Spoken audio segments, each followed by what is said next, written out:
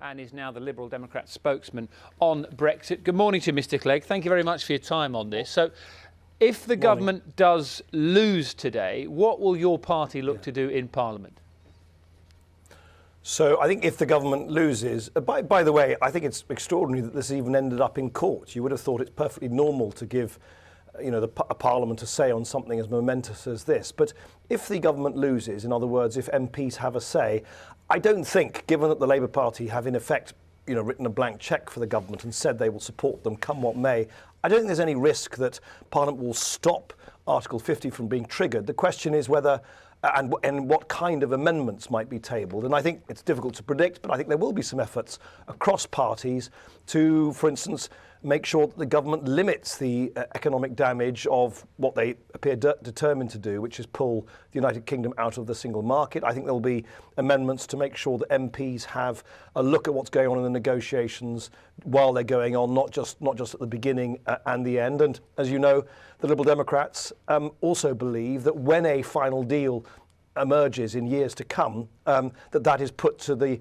people, and the people have a final say on whether they like or don't like the final deal that emerges from these negotiations. There might be many people watching this morning and thinking, just accept it. We understand that you and many others didn't want to leave the EU, but the UK have voted to do that, and that is now what is going to happen. So stop arguing about it.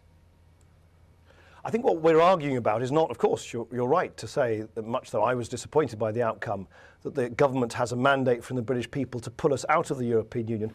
The complicated bit is how to pull us out of the European Union. That isn't a straightforward matter, and there are lots of different choices. And as you will remember, the sort of Brexit campaign, Nigel Farage, Michael Gove, Boris Johnson, well, they made lots of commitments like, pots of money for the NHS every week and a cut for VAT and things that they've now fallen silent on, but they weren't articulate about what the deal actually means. So I think it's reasonable to say that at the end of this process, much as it was kicked off by the British people, it should also be signed off by the British people, and it shouldn't just become a thing for politicians to decide upon at the end of the process. Didn't Theresa May make it clear what her Brexit plans were and the government's plans were, though, in the speech last week?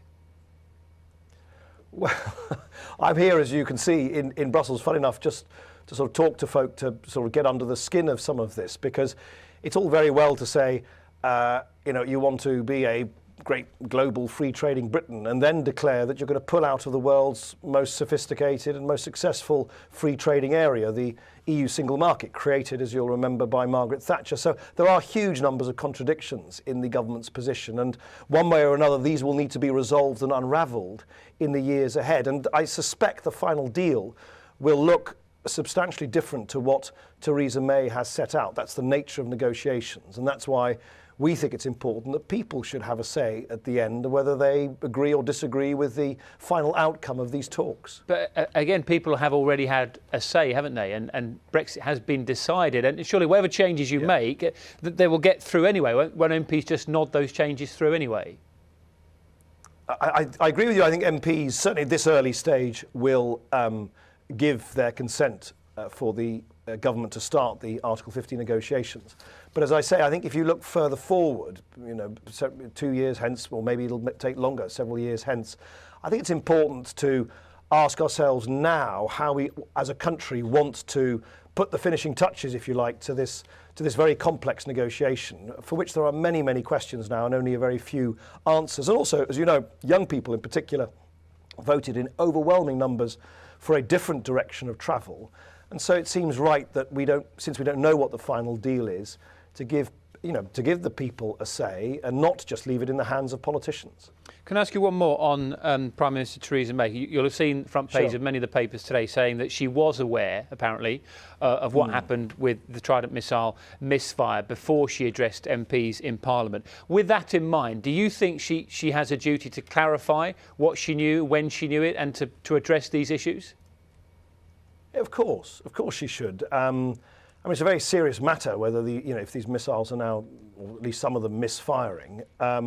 But to not have told Parliament at a point where Parliament was making a major decision, a decision which I so happen to have disagreed with, about spending billions and billions of pounds of British taxpayers' money in the future to replace the existing system, to not have told MPs that there were some flaws. I'm not actually convinced that it would have changed the decision in Parliament, but it seems to me to have been a very relevant piece of information that should have been made public, and they certainly should come clean now. I think all this endless ducking and weaving, it just, you know, I think they should stop digging now, the government, and come clean. Nick Clegg, appreciate your time on Breakfast this morning. Good to talk to you. Thank you very much. You didn't, frankly, have the balls to put country before party.